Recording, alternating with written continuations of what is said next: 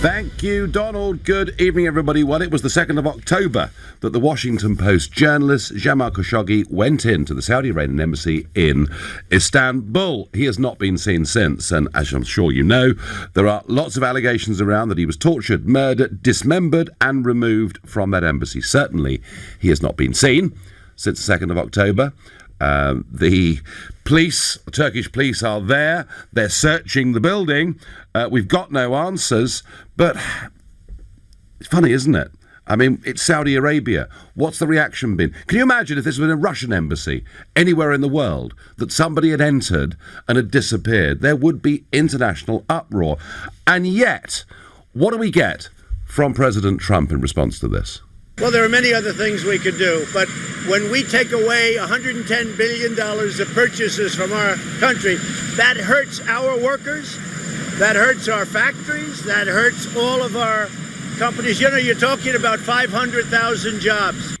Jobs. And yet, you know, back in March, when we had the Salisbury spy poisoning scandal, this is how our Prime Minister spoke.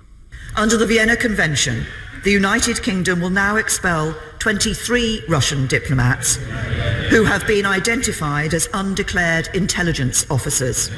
They have just 1 week to leave.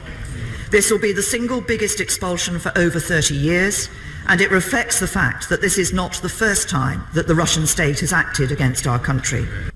So when it's Russia, we speak very strongly, we act very quickly, we expel diplomats, and we had support from much of the rest of the world. Indeed, America expelled 60 Russian diplomats. The Germans only 3 diplomats, for reasons that I will come back to.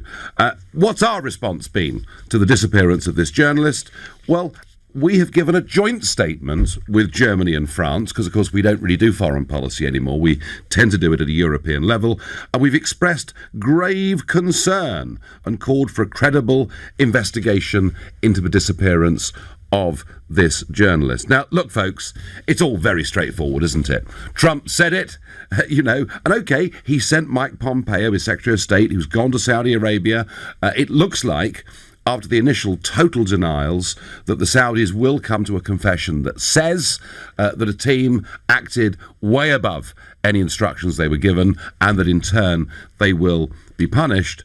But, Theresa May, what about this country? Well, back in March, we were told that the UK and Saudi Arabia had a broad ambition to strike nearly $100 million worth of contracts between our countries over the course of the next decade. Now, I've been critical pretty openly of Saudi Arabia for some years. This was me with Jon Snow on Channel 4 News a couple of years ago. The compromise with Saudi is that we sell a great deal of material to them, including weapons. There are a large number of British jobs dependent upon it. Are you prepared to face the economic consequences of dealing with that? The idea that Saudi Arabia is an ally of ours in this struggle, I think, is misguided and misplaced. Saudi Arabia have said they won't take a single migrant or refugee from war-torn Syria or elsewhere. Why? They say that it would upset the balance of their society, and yet they're perfectly happy to fund the building of 200 new mosques in Germany. So I've been critical of Saudi Arabia for years, the way in which they've acted in many regards. Folks, I'm asking you, are we being hypocritical here in our lack of condemnation of Saudi Arabia when, had it been Russia, everybody would have been screaming blue murder? Tell me, have I got this completely wrong? If you think I have, call 0345 6060 973. Maybe you think actually our government are right to be cautious until we've got more facts, in which case text to 84850. Or am I right? Basically, this is completely hypocritical. It's all about money. We're applying double standards. Saudi Arabia actually in many ways have behaved appallingly.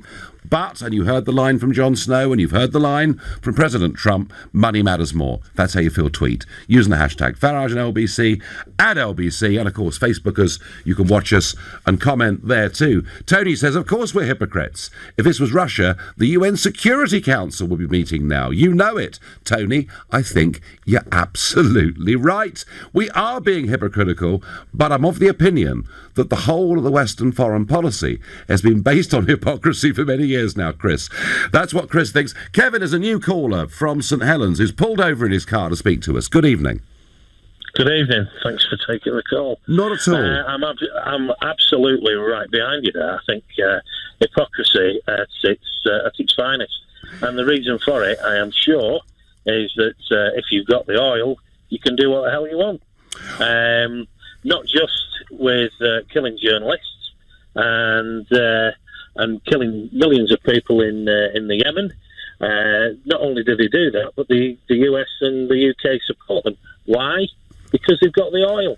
Well, they've got the oil, but also, Kevin, they buy an awful lot of aeroplanes that we manufacture and assemble, don't they? They do indeed, yeah. And we're sort of, if you let the upper echelons try and wriggle out of it, they'll, I'm sure, tell you that we're in the grasp of Saudi because of the amount of trade that we get from them. But why should trade come into this? Surely this is to do with humanity. Kevin, supposing you listen, you and I are on the same track on this, and of course we're being hypocritical. You know, we do far less business with Russia. The one country that does a huge amount of business with Russia is of course Germany, which is probably why they expelled only 3 diplomats and the rest of us a lot more. But Kevin, if you and I now went to your local pub and we sat down with a couple of fellas that worked in the aerospace industry in this country, whose jobs were dependent on business with Saudi Arabia, you and I would find it a more difficult conversation then, wouldn't we? Definitely, absolutely. Again, it's the grasp that Saudi Arabia seem to have on the majority of the Western world. Yes.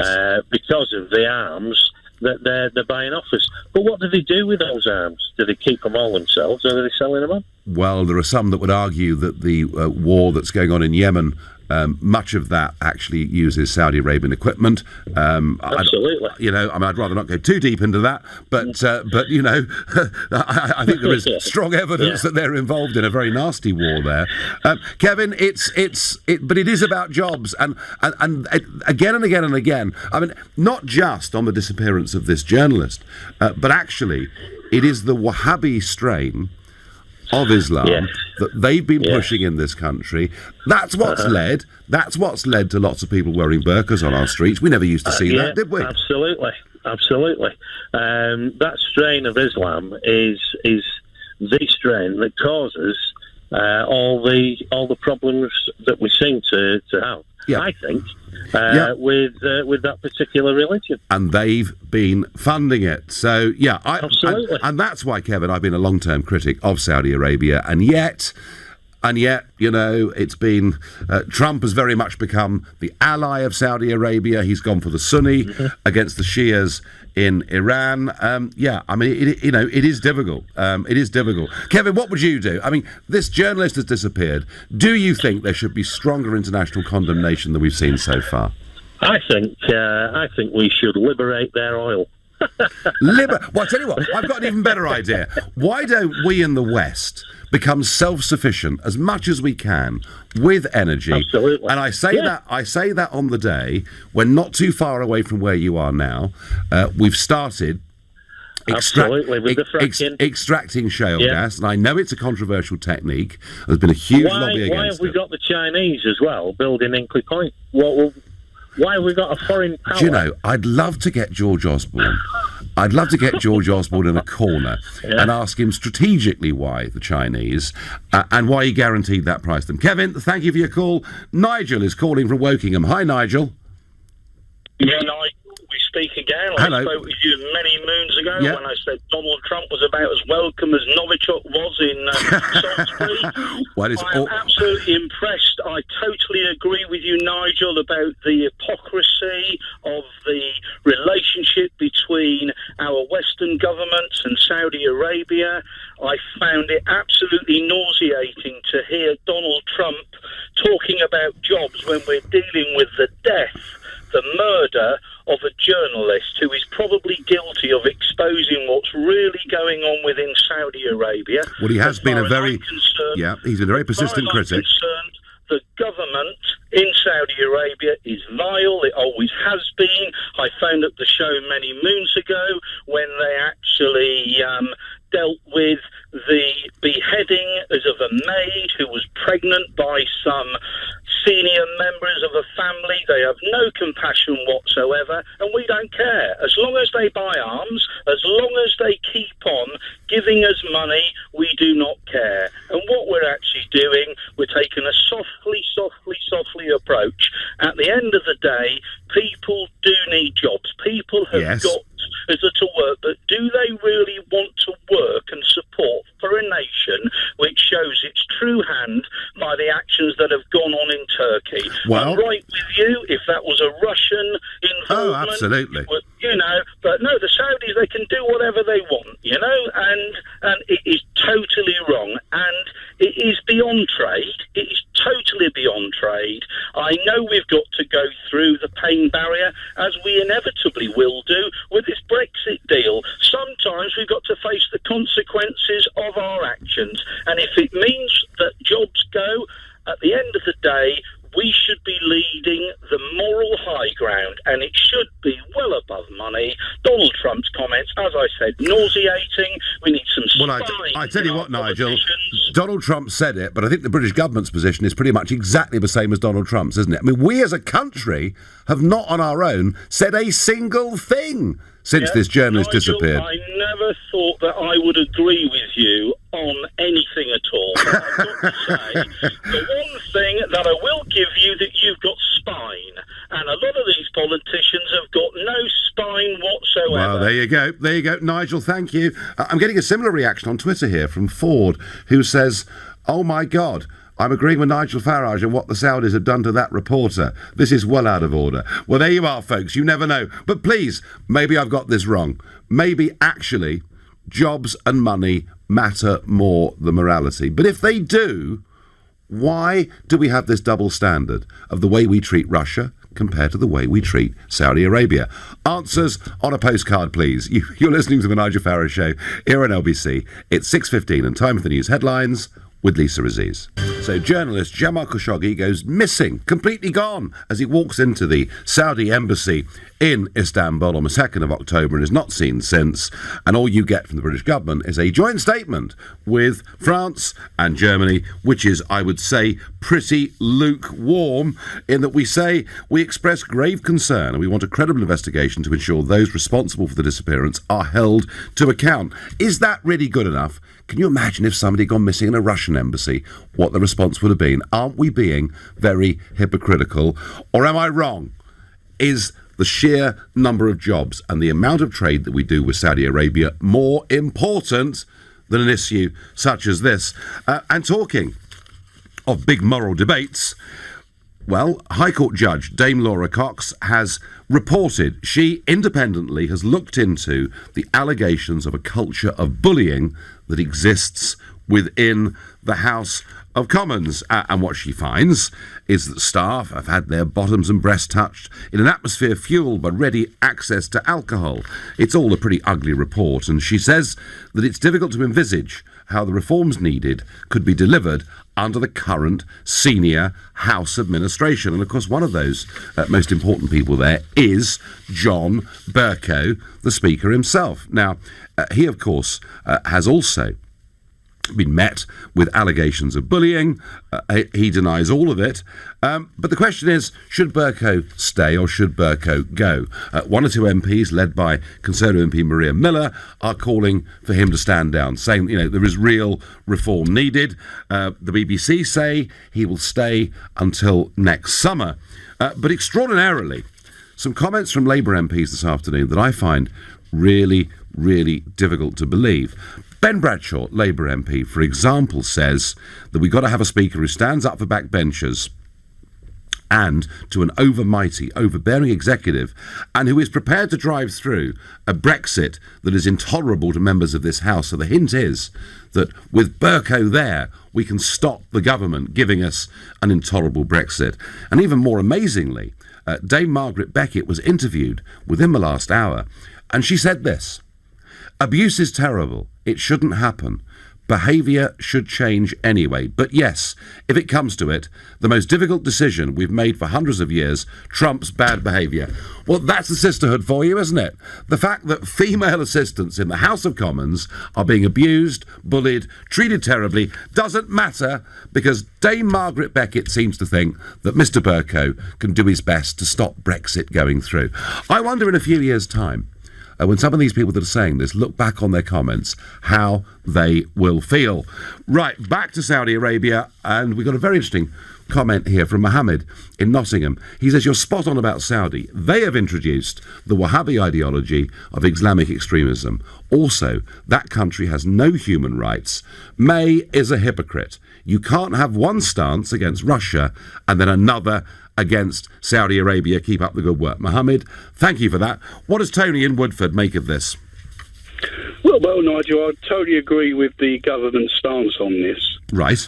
Although it's very tragic, if it's true that this man has been killed by the Saudis, because we really don't know the full facts. It's the same as when anything kicks off about Russia. We're ready to accuse, but there's never any full facts. Until the full facts come out, then I think that the conversation's a waste of time. What I do think should happen is that our people should talk to the king, the royal family there, and try and implement some type of change regarding human rights. Because if you keep making accusations that they've denied, it's going to be very bad. All right, so you're saying that it's right to be cautious until we have absolute evidential proof? Absolutely, because at the end of the day, Nigel, there's no morality in big business.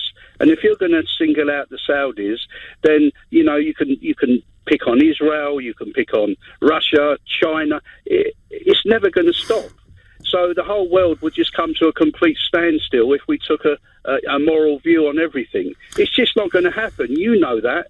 And I know that. So, no, you know, I mean, I was making a point, Tony, that, you know, when we had a big debate in this country about what was happening in Syria and in that region and people fleeing, the fact that Saudi Arabia refused to take a single refugee because they thought Syrians coming into their country would upset the balance of their society. They don't exactly reach out, do they, to the rest of the world? But the whole world knows that, and it still doesn't stop Mr. Trump or Theresa May, for, you know, selling stuff to them. So I just think we could just back off and use diplomacy and, you know, try and talk to them to gently change the way they think and the things they do. You know, because at the end of the day, Trump jobs did speak. do depend on them. Jobs do depend on them. Trump did speak to King Salman. And, you know, it was completely denied. They denied any knowledge of whatever may have happened.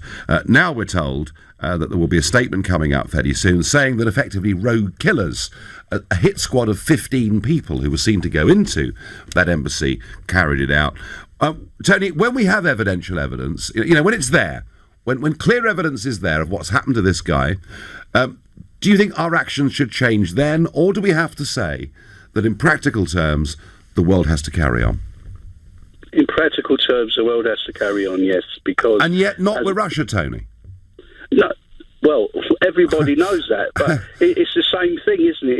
It's if there's any criticism of Israel or any criticism of any other countries, it kind of all kicks off. But, you know, I just think there's better ways of dealing with it. As I say, it's tragic if it's true that it's happened to this journalist, but I think the best way is powers of persuasion and sitting down with them and saying, look, change, you know. All right, Tony, your view, I think, does reflect the way that the British and American governments feel, and I thank you for making it. While we're talking hypocrisy, I hope, in all the well-deserved criticism of Saudi Arabia's behaviour in Istanbul, that we are not forgetting the 100 journalists held in prison by Turkey. A bit of a rich irony, no? Michael, you make a very good point. Why don't Saudi Arabia manufacture their own weapons rather than importing billions worth? Surely they have the monetary resources to manufacture their own and to import the skill sets if they require them. Caroline, I don't know the answer to that, but I would suggest that setting up very high-tech industries from zero, firstly, is a very difficult thing to do. And secondly, if you've got shed loads of money, and by the way, oil I saw last week was trading at $85 a barrel, the highest it's been for nearly 5 years. If you've got shed loads of money, why bother? Because you just go and buy stuff off the shelf and find the price you want. What does Andy in Farnham make of all this? Andy, good evening. Good evening, Nigel. I'm just intrigued to know where we go now, because after Russia with Salisbury and now with Saudi, basically Europe is like the barking dog next door. They don't hear us. They're not interested. They run the world. So therefore, yes, you can have your feedback. Thanks very much indeed. And they'll do what they want, when they want, because we're dependent on oil. We're dependent on jobs. So therefore, they just ignore us. So it's just all political rhetoric, as always. Well, we do, Andy, put very severe sanctions, which we currently have at the moment on Russia. So we could do it. It would cause us economic harm to do so. But otherwise, don't we just look a bit hypocritical, Andy? We're tough on one country because of what it does and not on another. We are, Nigel, but as we know, Britain's running on a massive overdraft. We're not going to install any kind of, should we say, monetary sanctions or any of those aspects, because we physically can't afford it. It'll bankrupt the country. So we have this morality that, we mustn't do this, we mustn't do that. But ultimately, we created our own destiny by just being the dog next door. Right, so basically, nothing's going to change, yeah? None at all. No, What's happened after Salisbury? You may be right, Andy. Majid in Peterborough. Majid, surely there are some double standards here, aren't there? No, just Majid, and it's great to talk to you again. Listen, mate, I love you to bits, so I agree with everything you say, but you are totally wrong on this. Right, go on and shoot. I mean, the hypocrisy we're coming out with now, like this is something that's new, that's happened, it's never happened before. This has been happening for years and years and years, and we're guilty of it just like everybody else. Okay, but they've been caught out. Now, what we're going to do, shoot ourselves in the foot and say, right, okay, well, our luxury cars, we'll stop selling Rolls-Royce, Aston Martins, Bentleys to them, we won't sell any arms to them. What are they going to do? They'll go to China, they'll go to somewhere else, they'll buy it. They don't care an iota about what we do, really don't. The way to do this would be through the United Nations. And what's happened to the United Nations Security Council? Where's the general meeting? I know. And earlier on, somebody texted, if this was Russia, they'd be meeting right now. Precisely. Yeah. So if you want to so you're not disagreeing that much with me, are you? Well, I am, because oh man, we're compromising a little bit, but nothing is going to change. What are you going to do? Put a financial restriction on them? They don't care. You might just expel a few diplomats. They don't care. Are you going to boycott their goods? We sell more to them than they sell to us. They don't care. If they want us, all they're going to do is increase the price of oil, and we're all going to suffer. Well, they can't do it on their own. But Majid, all I would say to you is this: I have been a consistent critic of Saudi Arabia, firstly on human rights, and secondly on the spread of this Wahhabism right across the whole of Europe. And I'm not going to change my position. Thank you for your call. You're listening to the Nigel Farage Show here on LBC. It's now 6:30 and time for the news with Lisa Aziz. We're discussing Saudi Arabia. Khashoggi goes missing, he disappears in the Saudi embassy, and all we can do is put out a sort of limp statement jointly with France and Germany. Yes, I know there are some that say let's not rush to judgment, but I promise you folks, if this was Russia, we'd be condemning them openly. Probably the United Nations would be in session as we speak. Now, Brexit, of course, not very far away. I'm heading off to Brussels first thing tomorrow morning. We've got this summit coming up, and things are looking very, very difficult for the government. I think she really began to understand over the course of the weekend that actually her own backbenchers are not going to be bullied by the whips, and she's got a real problem. But remarkable that sanctioned by Number 10, this morning a letter appeared in the Times newspaper written by Sir Mark Sedwill, who is the acting Cabinet Secretary. And the letter is about Ollie Robbins. Now, you've heard a lot on this show about Ollie Robbins. He is the senior civil servant in charge of these negotiations. In fact, actually, he's really rather more important than the Brexit Secretary. And what Sir Mark Sedwill says is that it's wrong that people have been sniping at Ollie Robbins. This has to stop, the letter says.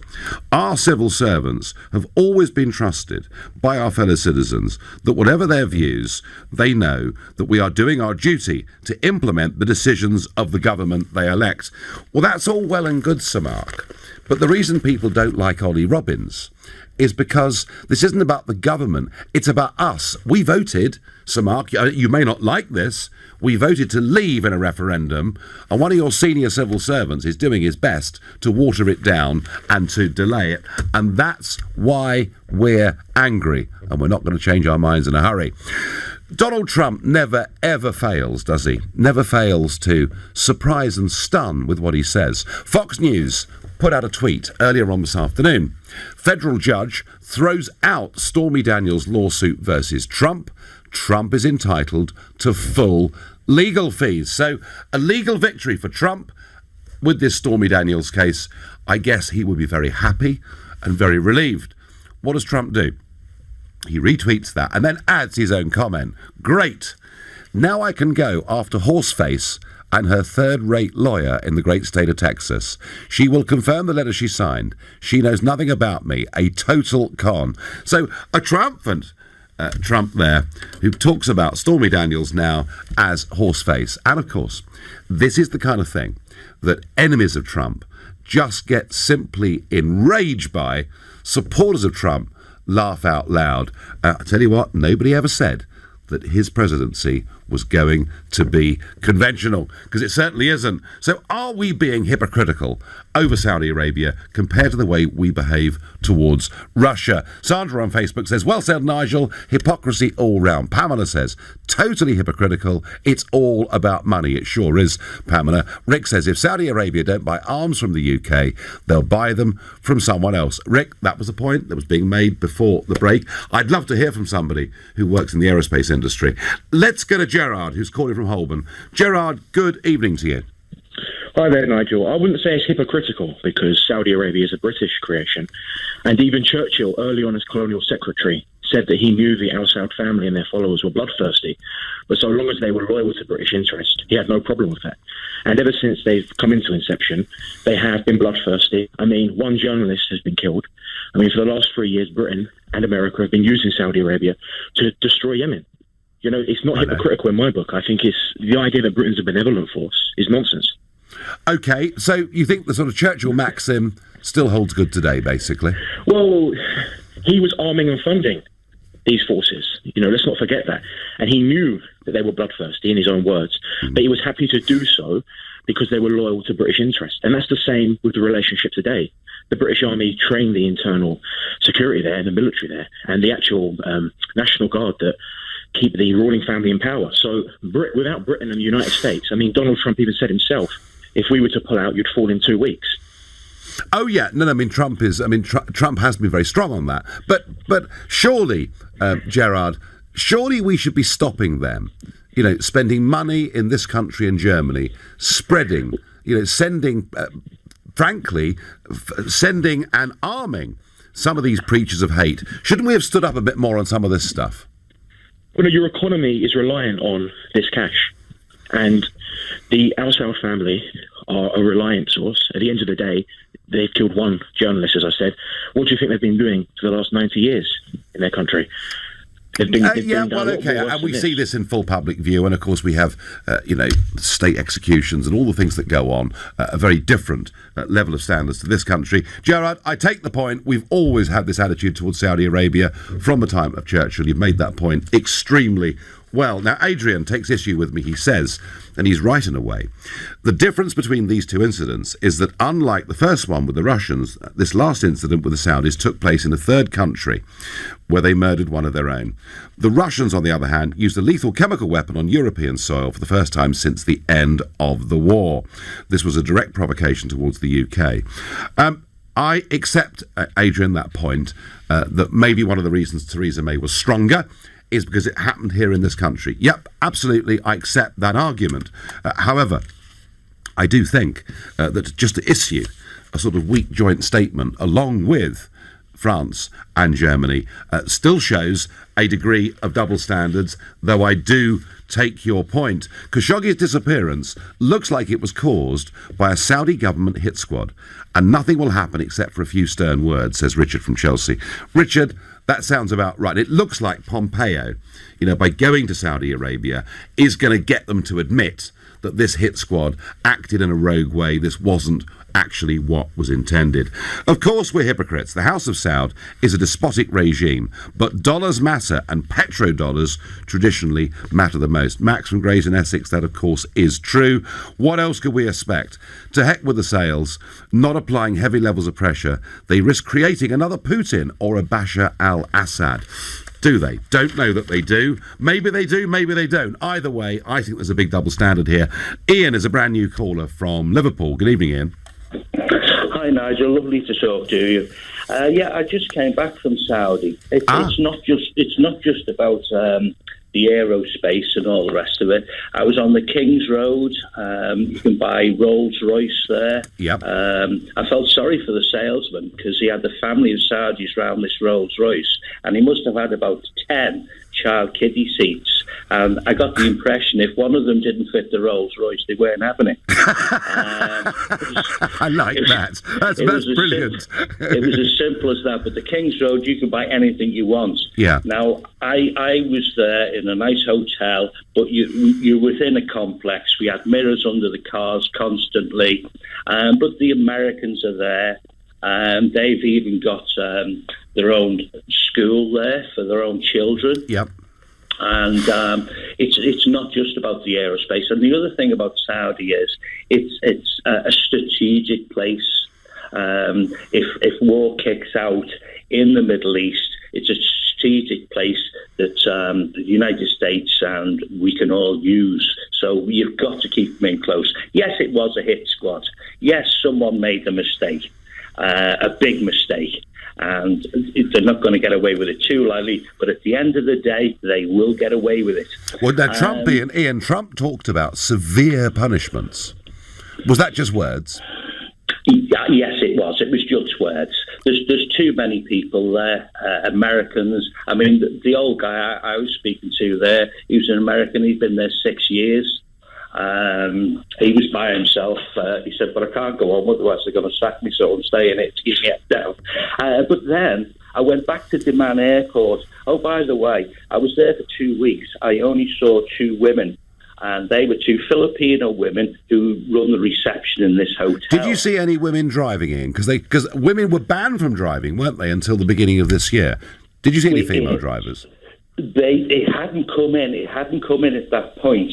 I did go to a shopping mall, and I went into something like Waitrose, and there was a woman who was serving, but behind the woman there was a man. She wasn't allowed to speak to me. No. Funny, isn't it, Ian?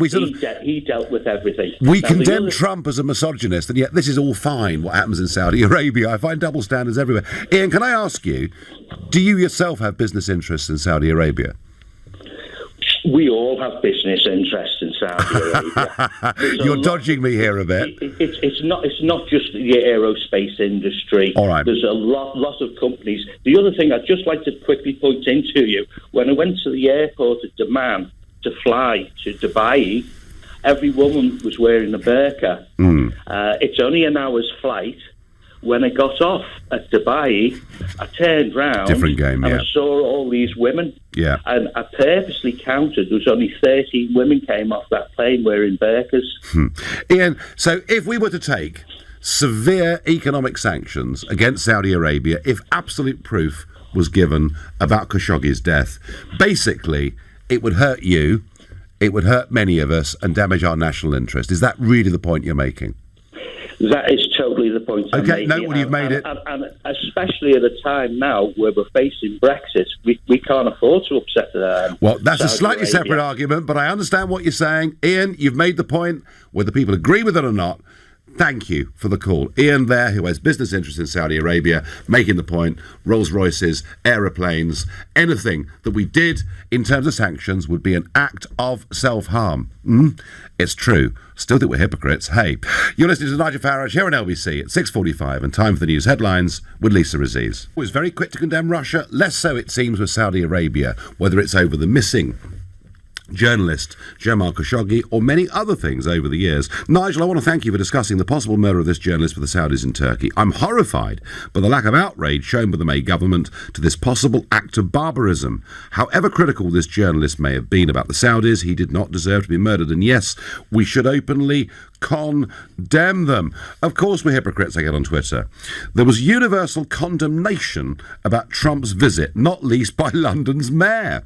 Women's rights and human rights in Saudi Arabia under their ruler are barbaric. Yet Trump was vilified, balloons flown. We are hypocrites. We need to wean off dependency to Saudi oil. Then we could hit them with sanctions, remove them from the UN Human Rights Council, and stop selling them weapons, says James from East London. Well, thing is, James, the economic interlinkages between us, the Americans, and the Saudis are pretty enormous. You know, when back in March it was said that over the course of the next decade there could be $100 billion worth of trade just between us and Saudi Arabia, you get an idea of how big it is. Doesn't mean we should be afraid to criticise them. Max in Essex says, well, 2 words sum this up. Vested interests. Absolutely. But Robert, on text, does make one interesting geopolitical point. He says, Nigel, the Saudi regime is certainly unpleasant, but it's a big chunk of stability in a desperately unstable part of the world. Let's not rock the boat. Robert, I do understand that argument, although in my 20 or so years in elected politics, the number of times I've heard despots all over the world who we think, gosh, aren't they awful? And yet we're always told by, you know, the Foreign Office effectively and people like that, oh yes, but they bring us stability. And there are times when stability is not necessarily the answer. I think we could afford to be a bit more critical of them. That is my view. I think we're very hypocritical. What does Malcolm, a brand new caller from Baker Street, make of this? Good evening, Malcolm. Nigel, it's nice to speak to you. I just wanted to say that we all basically know that Wimbledon Tennis Club has got more balls in this government, and they're not going to do anything about it. And the only thing that we can do about it, in my view, is quite simple, really. With the likes of countries like Syria, Saudi Arabia, Iran, North Korea, and all these despot countries, is how we sorted out the Second World War. We do preemptive strikes, and that's the end of the story. That's the only way you get rid of these bloody despots. I can tell you that for something, and I'm coming from West Yorkshire. Well, I'd never have guessed, Malcolm. I'd never have guessed. Hang on. We can't just launch strikes against regimes all over the Middle East, can we? Well, excuse me, Mr. Farage. We did that in 1945 in Japan when the Japanese wouldn't want to surrender. And look what happened after that. Well, okay. Quite nicely, but I mean, you know, we used, or the Americans, more accurately, used 2 nuclear devices because they feared that taking the mainland of Japan might cost them 1 million casualties. This is a slightly different situation. And Malcolm, we could argue that the last times we have intervened and gone for regime change in that part of the world, one being Iraq, the other being Libya, both have turned out to be pretty bad results. And the reason for that, Nigel, is because we didn't nuclear bomb them. That's why. All right. OK, Malcolm, it's a point of view. Thank you. Oh, dear. Well, you get all sorts in the world, don't you? You're talking about the US or the UK punishing the Saudis, but no one is talking about what Turkey will do about it. I believe Turkey will do some kind of punishment to the Saudis, says Jimmy from Colchester. I don't know the answer to that, Jimmy. David is calling from Beccles. David, hi. Hello, Nigel. It's a great pleasure to speak to you. Pleasure to speak to you. So, I mean, you know, we know that in terms of human rights and everything else, Saudi Arabia has a completely different culture to us. But does there come a point when we should be critical of them in their behaviour? Well, I'm going to say that history is a wonderful thing and often repeats itself. I don't know whether you recall, Nigel, in the 1980s it must have been, in the cargo area at Stansted Airport, a police officer discovered a gentleman in a packing case on his way to Israel. I think his name was Dicko, Mr. Dicko. And the government response, they were like headless chickens, didn't know what to do. Right. So what I'm saying is I don't think this thing is an isolated incident. I think this, who knows who takes part in this sort of thing, but it's certainly got precedent in this country. Right, so this was a dead body in a crate, was it? No, he wasn't dead. He was alive. He was drugged up to the eyeballs. He was on his way to Israel against his better will. Well, yeah. I mean, is it possible that actually what happened in Istanbul was that the job of the hit squad, in fact, was to abduct and deport Khashoggi, and that it all went wrong? I don't know. David, lots of governments do lots of bad things. My point is we're very quick to criticise anything we think the Russians have done wrong, but we're a little bit more squeamish when it comes to criticising Saudi Arabia.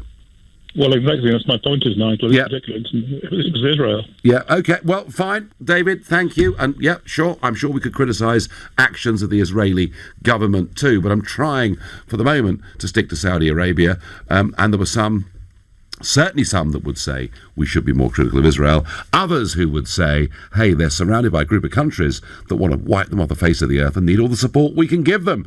James is calling from the Midlands. Hi, James.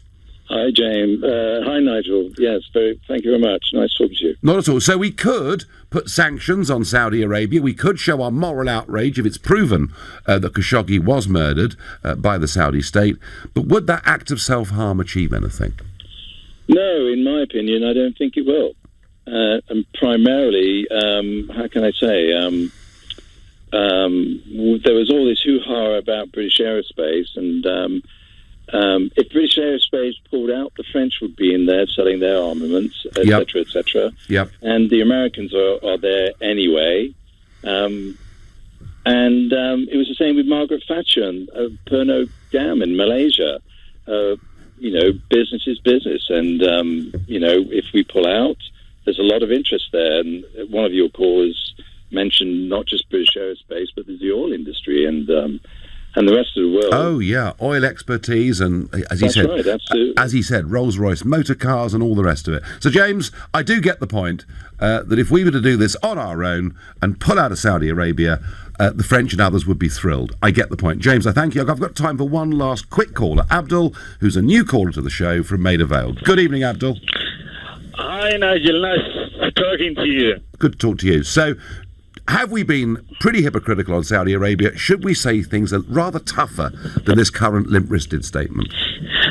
You know, this is not the first time these criminals or gangsters done this. It's not the first time, it's not the second time, it's not the third time, it's not the fourth time. Mm-hmm. The only horrible things happened to them this time is they done it in their own backyard or the council. Yes, embassy, yeah. Yes, and that's why the whole world outraged. They killed the man. And you know what?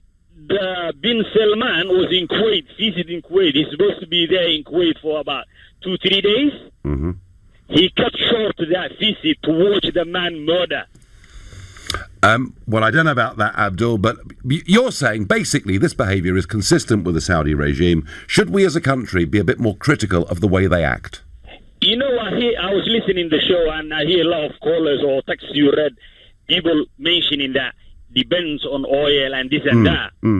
Basically, it should be other way around. Saudis cannot eat the filthy crude oil. They need to sell it. And we buy it. Abdul, I get the point. Business is business. Many of you say, others think there is a sense of hypocrisy and moral outrage. I'm off to Brussels to the summit. I'll be broadcasting from there at 6 tomorrow. Goodness knows what the news will be at 10.